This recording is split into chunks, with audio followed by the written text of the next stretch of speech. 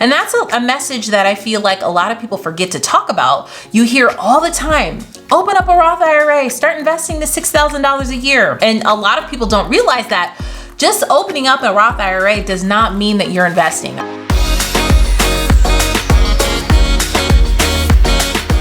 Hi friends, welcome to Moms and Money, where we talk about managing money, making money, and saving money for the women in the household. So for the last couple of weeks, we've been talking about investing, why investing is so important, and why really time is more important than the actual money, the amount of money that you're saving. Now, don't get me wrong, as you get older, it does get important, but time is of the essence, why it's so important to start now, and really the power of investing. This week, I'm going to be talking about the number one mistake that a lot of people make once they decide they want to start investing and they open up their IRA, their Roth IRA.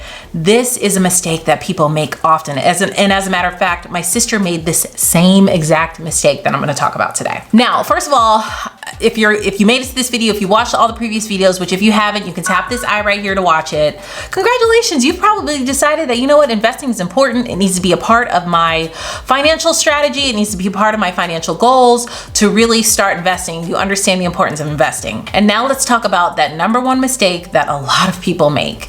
And that is, after you've decided, okay, let me go ahead and open up my Roth IRA, regardless of who it's with, you open the Roth IRA, you either transfer from an previous 401k, or you just initially put an initial amount in there, regardless of how much it is, and then you do nothing. You let it just sit in there.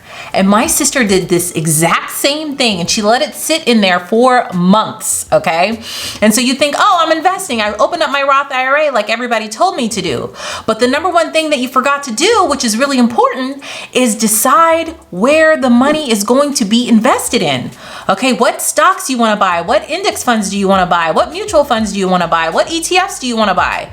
And that's a message that I feel like a lot of people forget to talk about. You hear all the time, open up a Roth IRA, start investing to $6,000 a year. And a lot of people don't realize that just opening up a Roth IRA does not mean that you're investing. A Roth IRA, without choosing investments, like what you want your money to be invested in, is just like a regular savings account, a high yielding savings account, which isn't really much now. The interest rates are very low. It's maybe like what, 0.8%, if that. So your money's just sitting there, not being invested in anything. You're not going to be making any money off of that if you don't decide what to do. And that's a really important step that I don't hear talked about a lot, and that I think a lot of people assume that everyone knows to do that. And that's just not true. Like I said, my sister did this exact same thing. This happened like a month ago. She said, oh, I opened up the account that you told me to open up. That's awesome. I'm so set. And I said, oh, okay, great. Well, what did you invest in? And she said, what do you mean? I said, well, what did you decide to put your, because she was rolling over a previous employer's 401k. I said, well, where did you decide to put the money? She said, I put it in the account. I said, well, putting it in the account is not it. You, at that point, your next step is to decide where you want your money invested. Okay, so that's what we're gonna talk about today. First of all, it can be very, very overwhelming, okay? Because you hear a lot of the lingo, a lot of the jargon that talks, and that really isn't taught unless you are in that world of what it means. You may hear index funds, you may hear the S&P 500, NASDAQ, ETFs, and all of these things, a lot of people just don't know what they mean, and maybe you're too embarrassed to ask. Which, let me tell you, don't be embarrassed to ask. If you want to educate yourself, definitely take the time to educate yourself. This is your financial future here. So you want to make sure that you know what's going on, that you know what you're investing in. Now listen, if you want to learn more detailed about what to invest in, my personal investment strategy, and really dive deep in why I invest the way that I invest. Now, I'm not a financial advisor, but I'm just sharing what my personal experience has been. I have a course that talks about it. It's very affordable. The link for it is in the description box. But at a high level, I would suggest that you invest in index funds. They're my favorite type of investment. They are pretty much like a set it and forget it type of thing. Because you're probably asking me, well, what do I invest in then, Gia? Tell me what to invest in. I legally cannot tell you what to invest in. I can just tell you what my favorite things to invest in are. Now, most of us are not a day trader. So you may hear people say, oh, buy stock in Tesla, or buy stock in this, or buy some Bitcoin. Listen, if you're not a day trader, which most of us are not, then I suggest suggest you just put it in a fund and set it and forget it, and just set up automatic investments into that fund. Now, your easiest thing to do, regardless of what bank that you invest in, you want to go ahead and set your funds to a target date. That's your easiest thing to do. Now, is it the most profitable thing to do? Not always, but it's easy. If you just don't want to worry about it, you don't want to learn anything more about it, then go ahead and just select a target fund, meaning it's targeted for the date around the year you want to retire. So whatever year you're going to be around 65 years old, they have a target fund for that. So it could be target fund year 2045, target fund year 2040, target fund 2055. They have those, and it's allocated based on the risk. So the closer you are to the ages of 65, the less risk that this target fund will take, okay? So that's basically your easiest bet. But if you want to do a little bit more, there are tons of index funds that you can invest in. Even investing in the S&P 500, which is just a list of the top 500 companies in the United States, you're just investing a little bit in each of those companies, you can do that as well. Now, if you want to take things a step further, and that's something that I've done as well, is where you buy individual stocks and you just hold them.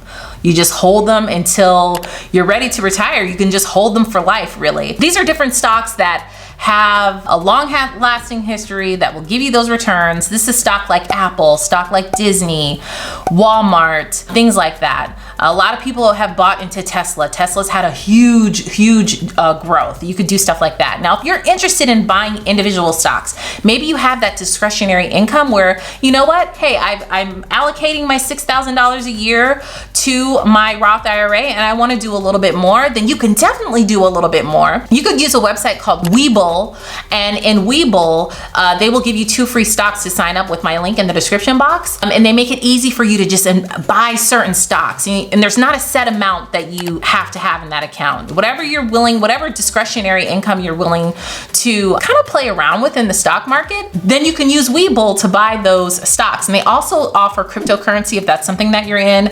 I'm also in the process right now of educating myself all about cryptocurrency because that's all anybody talks about lately. And for the longest time, I just really didn't understand it. I just don't get it, still don't.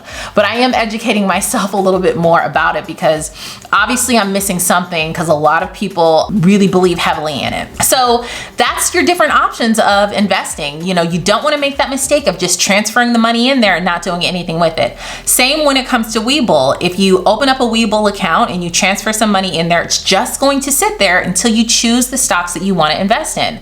Like I said, I suggest investing in stocks that are long lasting, that you know perform over time. It's so risky to just invest in what people say is so cool right now. And I definitely, like I said, I'm not an investor, so I'm not going to tell you what to invest in, but you do your own research, start reading articles, understand the different sectors, the different types of stocks that you can invest in for long-term gains, okay? Because being a day trader, now there's nothing wrong with it, but it's a lot of work that goes into it. And honestly, most traders do not make the money that they glorify that they make online. Now some of them do, but a lot of them don't. A lot of them lose, okay? Because it's like anybody can go in and start trading stocks. You know, you can open an account and start trading stocks as long as you're 18 years old. A lot of people just don't know what they're doing. So like I said, I only suggest you do that with discretionary income that is not allocated to anything, like you're consumer debt free and you're ready to get started. Now, investing for your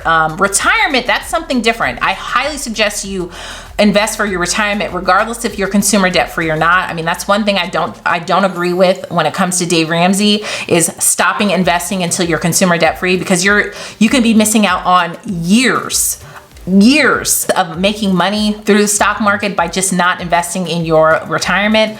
And that's something I think that we should all continue to do, whether it be through your job or through the Roth IRA. You want to have that in place, okay, so that you can get started. Now, when it comes to a Roth IRA, you do not have to invest the full $6,000. You just put aside what you can afford. Once you do your budget, your zero-based budget. If you don't have a budget, stop watching this video, download my free zero-based budget template in the description box and get started. Because if you don't have a budget, how do you know what you can afford to start investing? So it's important that you have a zero-based budget in place so that you can pretty much know where every penny goes, what you can afford as discretionary investment money, and what you can afford to save for your retirement. I encourage all of you to, no matter what your age is, start saving for your retirement because it's really important.